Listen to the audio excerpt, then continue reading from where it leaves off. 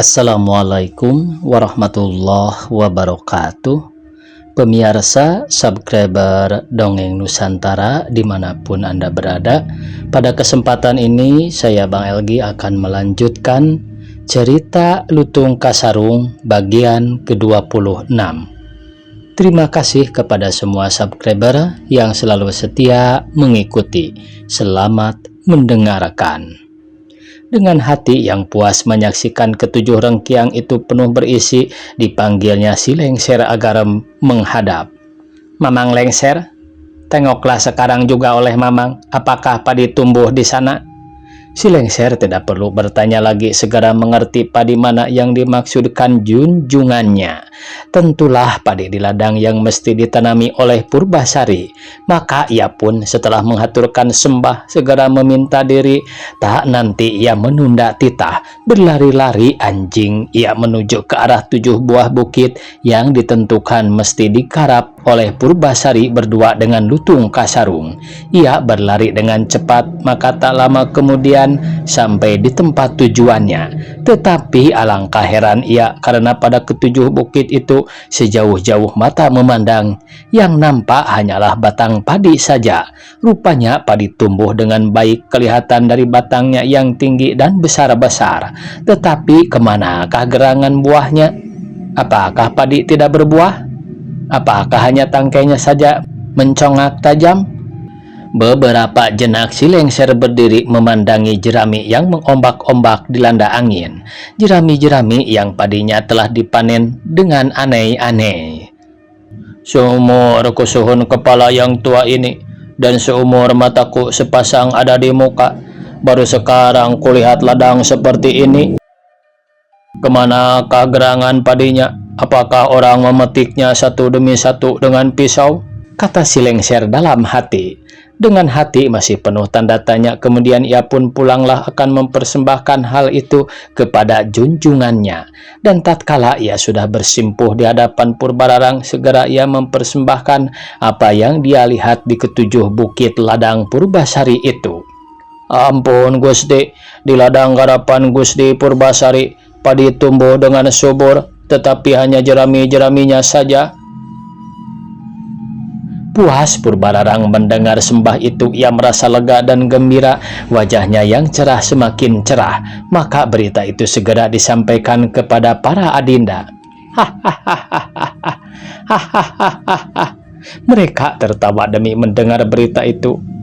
Di ladang lutung itu, padi hanya jeraminya saja tumbuh, tak sudi berbuah. Ladang hanya ditumbuhi jerami.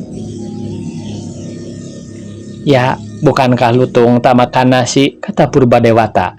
"Jerami pun memadai untuk makanan binatang, tak tentu rupa itu." Saudara-saudaranya yang lain tertawa mendengar perkataan itu. "Memang telah kusangka," kata Purba Endah kemudian. "Mana mungkin Purbasari mengerjakan ladang seluas 7 bukit sendirian saja? Mana dia sendirian? Dia berdua dengan kekasihnya yang hitam manis." Maka terdengar pula tertawa yang riuh tak henti-henti. Demikian lama sekali mereka bercakap-cakap memperkarakan hal Purbasari dengan Lutung Kasarung. Tak jemu-jemunya mereka mengejek serta menertawakan. Keesokan harinya Purbararang menitahkan si Lengser datang menghadap. "Mamang Lengser, kini telah tiba saatnya Mamang mengundang si Sangar itu datang ke kerajaan, akan diperiksa hasil berladang di ketujuh buah bukit yang penuh berbatu, bukit-bukit gersang itu." "Daulat Gusti, sekarang pergilah Mamang ke Gunung Cupu, titahkan agar dia besok datang menghadap bersama dengan kawannya binatang hitam legam, tak tahu adat itu. Akan kita lihat ladang siapa yang hasilnya lebih banyak." "Daulat Gusti." "Katakan pula kepada mereka, Mamang, bahwa mereka datang kemari jangan bertangan hampa. Selama bertapa, janganlah si Sangar sia-sia saja. Mesti ada hasilnya. Hendaknya jika besok ia datang menghadap, mesti ia bawa hasil tenunannya selama ini. Hendak kita lihat tenunan siapa yang lebih baik buatannya, lebih halus garapannya, serta lebih banyak jumlahnya. Kalau kain tenunannya itu jelek, serta lebih kurang pula jumlahnya daripada buatan kami berenam, maka janganlah ia mengharap umur panjang, meskipun seandainya hasilnya berladang jauh lebih banyak daripada kami. Daulat Gusti. Begitu pula Keler dalam hal masak-memasak, ia kalah sedap. Maka Algojolah yang akan berbicara selanjutnya. Daulat Gusti. Nah, sekarang Mamang pergi segera, sampaikan titah itu semua kepadanya, jangan ada yang terlupa.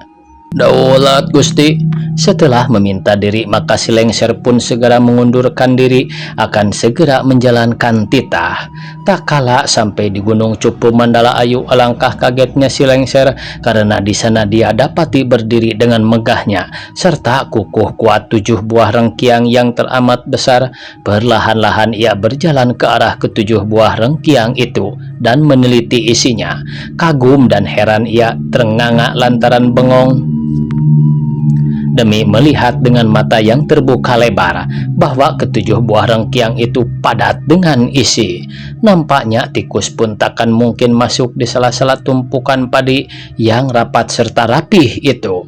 Dia perhatikan ke-7-7-nya, maka tak nampak tak satu pun di antara ke-7 rengkiang yang besar itu kekurangan isi. Semuanya padat syarat. Padinya pun bukan padi sembarang, mulus dan rapi diikat, tak terbawa jerami selembar pun ke dalam rengkiang. Tak pernah aku lihat padi diikat demikian rupa, tetapi alangkah rapihnya, kata si Lengser sama sendirinya. Maka ia pun berjalan pula ke arah bangunan yang sebuah lagi. Ternyata itu gudang. Dan tatkala ia meneliti isinya di dalam, tahulah ia bahwa gudang itu penuh dengan hasil palawija seperti cipir, labu, kacang panjang, dan lain-lain. Semuanya beres tertumpuk, tak kelihatan akar ataupun daun-daun yang terbawa masuk. Tetapi nyata benar bahwa gudang yang sebesar itu tidaklah kekurangan isi. Si Lengser tak habis-habisnya menggelengkan kepala karena kagum, sedang lidahnya tidak henti-hentinya berkecak-kecak. Sungguh mengagumkan, gumanya berulang-ulang. Padi semulus itu, padi seemas itu, padi bernas kuning emas, tak pernah kulihat pada padi sebagus itu. Sungguh mengagumkan. Dan kalau teringat akan hasil panen orang negara, si Lengser berkata dalam hati dengan yakin, sekali ini pun akan terhindar lagi Gusti Purbasari dari tangan Algojo negara, dan akan kecewa pula Gusti Purbararang. Maksudnya yang jahanam takkan terlaksana. Sehabis meneliti ke-7 buah rengkiang serta gudang yang syarat isi itu, barulah si Lengser memutar langkah menuju ke istana, akan menghadap sang putri Purbasari, akan menyampaikan titah. Dahalal Nun, adakah penghuni di dalam? Rampes, sahut dari dalam. Wahai Mamang Lengser, rupanya sudah lama Mamang tak kelihatan datang. Apakah kabar orang negara? Adakah baik-baik saja? Berkat Gusti, di negara tidak kurang suatu apa, sahut si Lengser sambil mengaturkan sembah. Syukurlah Mamang, marilah duduk di sini, undang Purbasari sambil menyilakan si Lengser duduk di ruang tengah. Kemudian ia menyodorkan bokor kapur sirih. Mamang, silahkan makan sirih. Si Lengser sekarang sudah ketagihan makan sirih, maka diambilnya sekapur sirih lalu dikunyahnya. Mamang, ada titah apakah gerangan? Maka Mamang datang kemari. Ampun beribu, ampun Mamang haturkan. Mamang memang tidak pernah datang mengunjungi Gusti kalau bukan mengemban titah. Tetapi itu bukanlah lantaran Mamang tidak mau. Maklumlah Mamang seorang hamba. Maka sekarang pun Mamang datang karena menjunjung titah Kakanda. Ya, titah apakah gerangan? Kakanda menitahkan agar besok Gusti beserta Sang Lutung datang menghadap ke istana negara. Apakah gerangan sebabnya? Maka Kakanda menitahkan kami menghadap. Bukankah kami dianggap membawa sangar kepada negara, membawa malapetaka kepada istana? Mengapa kali ini malah Kakanda mengundang kami? Jangan-jangan celaka kerajaan kalau kami pergi ke sana, sahut Purbasari bernada menyindir. Si Lengser menghaturkan sembah dengan hormat. Kakanda mengundang Gusti karena hendak menguji pada siapakah yang lebih banyak dan lebih bagus hasil berladang tempo hari.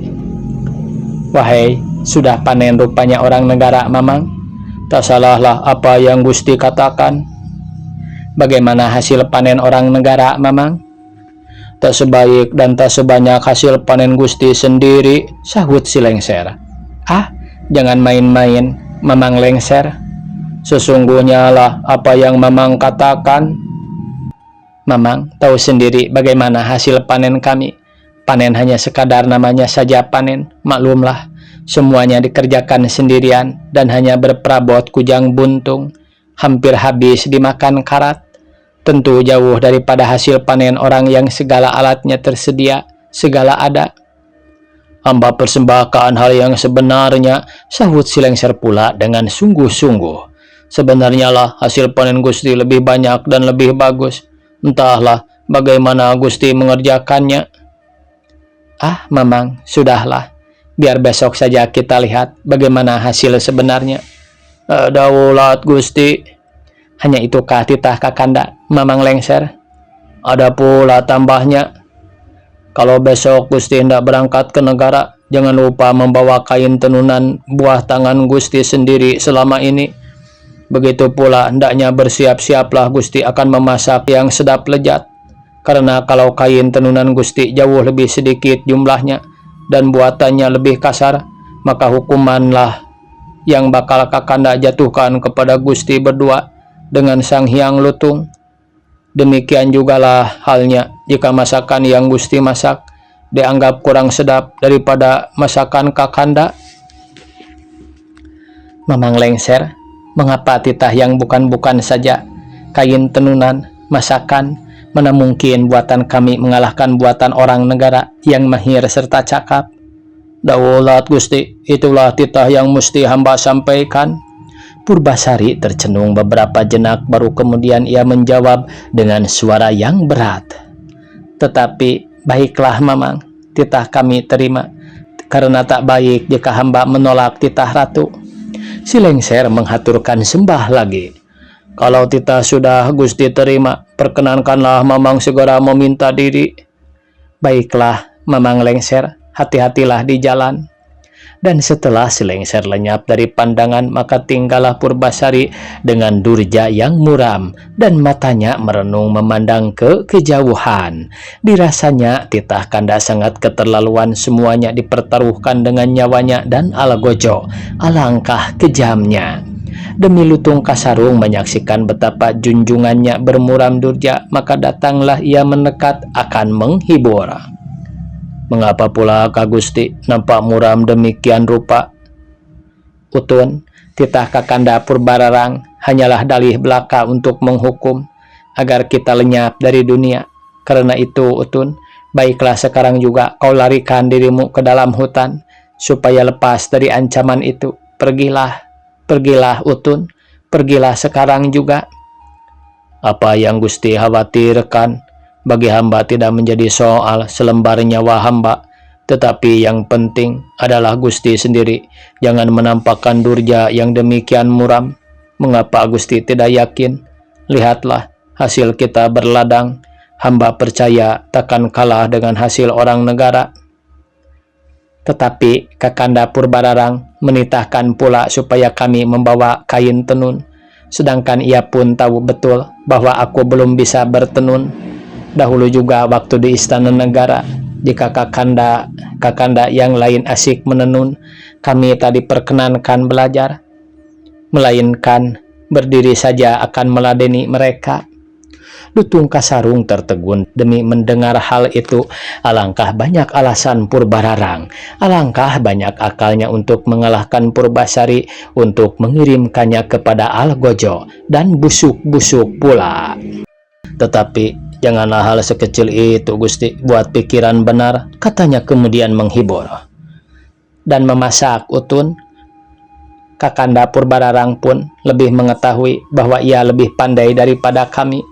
Karena itu masih ada waktu, Larilah kau Utun, lari, mumpung masih sempat. Wahai, mana sanggup hamba menyelamatkan diri, sedangkan hamba tahu Gusti menghadapi ajal.